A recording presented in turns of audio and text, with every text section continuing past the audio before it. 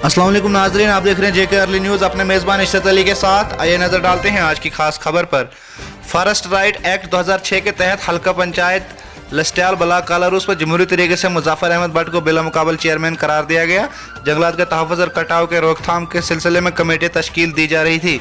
जंगलों का तहफ़्फ़ुज़ मुमकिन हो सके, इस सिलसिले में हल्का पंचायत लस्टियाल कालारूस से एक कमेटी तश्कील दी गई, जिसके चेयरमैन मुज़फ़्फ़र अहमद भट्ट मुंतखब हुए। इस दौरान उन्होंने कहा कि मुतल्लिका पंचायत में जंगलों की हिफाजत के सिलसिले में कारकर्दगी हुकूमत अमली अपनाएगी।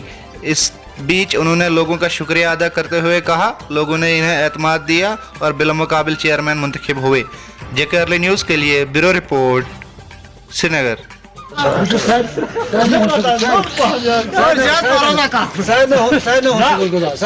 खसूसी